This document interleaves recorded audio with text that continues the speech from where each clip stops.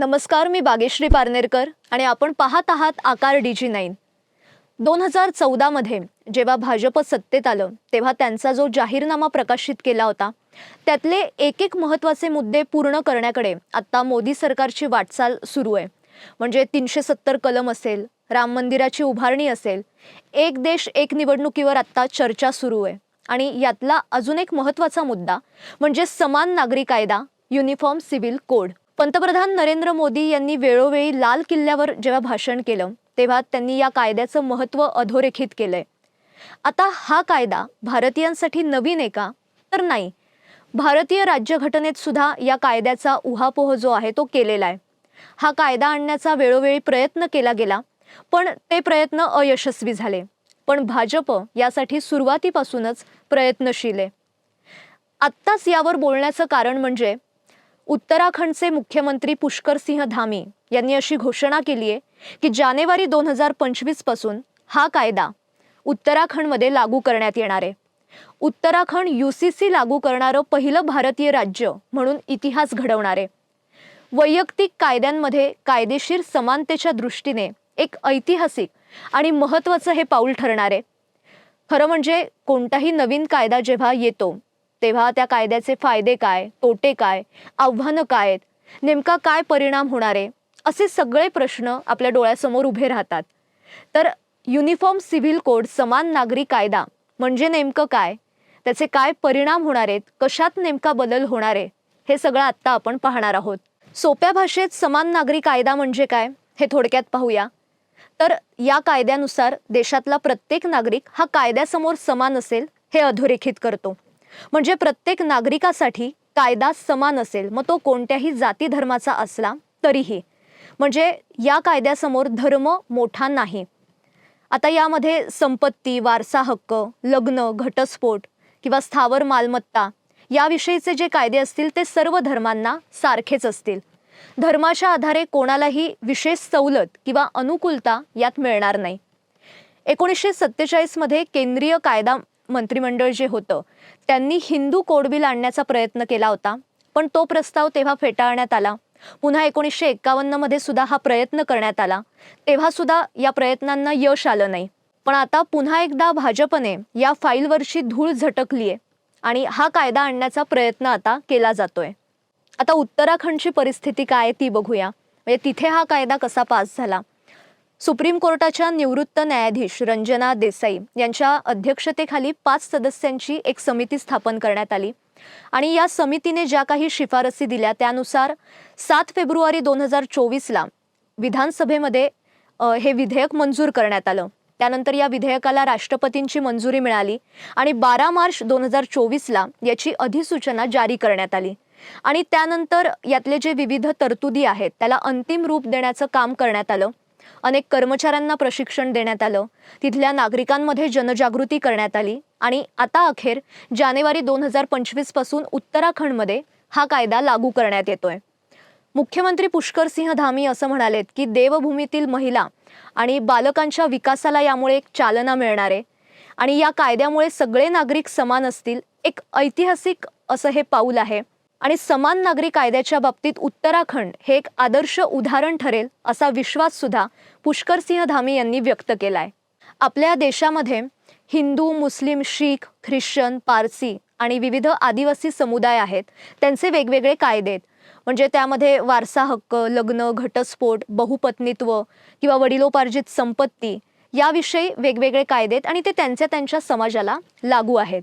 पण या कायद्यामुळे सगळे जाती धर्म हे एका छताखाली येणार आणि त्यांना एकच कायदा लागू असणार। म्हणजे लिव्ह इन रिलेशनशिपसाठी सुद्धा काही अटी शर्ती ज्या आहेत त्या लागू करण्यात आल्या आहेत, नोंदणी सक्तीची केली आहे। कंत्राटी विवाह पद्धती म्हणजे कॉन्ट्रॅक्ट मॅरेजसाठी सुद्धा काही अटी शर्ती आहेत। त्याचबरोबर या कायद्यामुळे बहुपत्नीत्व, हलाला किंवा हुंडा यासारख्या ज्या काही प्रथा आहेत त्याला पायबंद घालण्यात येणार आहे। महिला आणि बालकांच्या सुरक्षेचा सुद्धा विचार केलाय। मुलगी आणि मुलगा असा भेद न करता संपत्तीमध्ये समान अधिकार या कायद्याने देण्यात येणार आहे। आता या कायद्यामुळे काय परिणाम होईल हे पाहूया। समान नागरी कायदा जर लागू झाला तर देशात सगळ्यांसाठी कायदा हा समान असेल, त्यामुळे एकता वाढीस लागेल।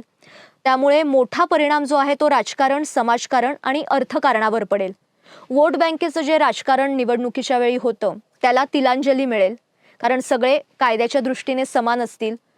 ध्रुवीकरण जे होतं मतांचं ते यामुळे थांबेल. महिलांना मोठ्या प्रमाणावर फायदा होईल, कारण विविध जाती धर्मानुसार महिलांच्या सामाजिक, सांस्कृतिक आणि राजकीय यावर अनेक बंधनं आहेत किंवा अनेक मर्यादा आहेत. तर या कायद्यामुळे त्यांना सुद्धा समान अधिकार मिळेल, त्यांची प्रगती होईल आणि एकूणच एकच कायदा असेल, त्यामुळे विकासाची भरारी देशाला घेता येईल. आता उत्तराखंडप्रमाणे अनेक राज्यांनी सुद्धा याला अनुकूलता किंवा सहमती दर्शवली आहे. म्हणजे भाजपची जिथे सत्ता आहे असं गुजरात राज्य आहे, त्याने सुद्धा झपाट्याने पावलं उचलली आहेत. आसामचे मुख्यमंत्री हेमंत बिस्वा शर्मा यांनी सुद्धा या कायद्याला सहमती जी आहे ती दर्शवली आहे. महाराष्ट्राचे मुख्यमंत्री देवेंद्र फडणवीस हे सुद्धा या कायद्याच्या बाजूने अनुकूल आहेत. त्यामुळे येणाऱ्या काळात उत्तराखंडमध्ये जर यशस्वी हा कायदा ठरला तर येणाऱ्या काळात अनेक राज्यांमध्ये हा कायदा लागू होण्याची शक्यता आहे आणि या राज्यांच्या पंक्तीत कदाचित महाराष्ट्र सुद्धा असू शकतो. गोव्यात सुद्धा 1965 पासून हा कायदा लागू आहे. म्हणजे तिथे हिंदू, मुस्लिम, ख्रिश्चन, पारसी असा कोणताही भेद न करता लग्न, घटस्फोट, हुंडा, वारसा हक्क याला समान कायदा आहे. कोणतेही पालक त्यांच्या मुलांना संपत्तीतून बेदखल पूर्णपणे करू शकत नाही किंवा बहुपत्नीत्व याला तिथे पायबंद घालण्यात आलेला आहे. आता या कायद्याला विरोध का होतोय हे पाहणं सुद्धा महत्त्वाचं आहे. तर समान नागरी कायद्यासमोर धर्म हा मुद्दाच नाहीये. सर्व धर्मीय लोक या कायद्यामुळे एका छताखाली येणार आहे. त्यामुळे धार्मिक स्वातंत्र्यावर गदा येईल की काय असा दावा सुद्धा करण्यात येतोय. म्हणजे धार्मिक ओळख मिटवण्याचा प्रयत्न केला जातोय असा सुद्धा काही जण दावा करताय, अशी ओरड सुद्धा आहे. किंवा एक गट असं म्हणतोय की हिंदूंच्या ज्या चालीरीती आहेत, ज्या परंपरा आहेत, त्या सगळ्यांवर थोपवण्याचा प्रयत्न या कायद्यामुळे होणार आहे. दुसरा मुद्दा म्हणजे मोदी सरकार या कायद्यासाठी प्रयत्नशील आहे, त्यामुळे त्याला विरोध करणं हे विरोधकांचं काम आहे आणि ते सुरू आहे. मोदी सरकार कायदा आणतोय म्हणजे त्यामध्ये असंविधानिक किंवा काहीतरी चुकीचं आहे असा संभ्रम जो आहे तो निर्माण करण्याचा प्रयत्न केला जातोय. पण आता उत्तराखंड राज्य हे त्याला छेद देण्याचा प्रयत्न करतंय. हा कायदा जर देशात आणायचा असेल तर लोकांमध्ये या कायद्याविषयी जनजागृती होणं गरजेचं आहे. सगळ्यांकडून सहमती येणं याला गरजेचं आहे. त्यामुळे उत्तराखंड हे एक उदाहरण ठरण्याची इथे शक्यता आहे. बरं, भारतात या कायद्यावरून आता गोंधळ सुरू आहे, पण इतर अनेक देशांमध्ये हा कायदा लागू आहे. अर्थात तिथली धार्मिक स्थिती त्याला अनुकूल आहे. म्हणजे पाकिस्तान, बांगलादेश, त्याच्यानंतर तुर्की, इंडोनेशिया, इजिप्त अशा अनेक देशांमध्ये हा कायदा सुरू आहे किंवा हा लागू आहे. पण आता उत्तराखंडमध्ये नवीन वर्षापासून हा कायदा लागू होणार आहे. त्यामुळे उत्तराखंडकडे आता सगळ्यांचं लक्ष आहे.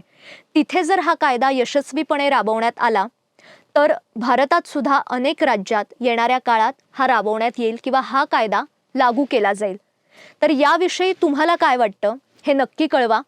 तुर्तास मी इथेच थांबते, पण अशाच नवीन आणि इंटरेस्टिंग माहितीसह पुन्हा भेटूया. तोपर्यंत पाहत रहा आकार DG9. नमस्कार.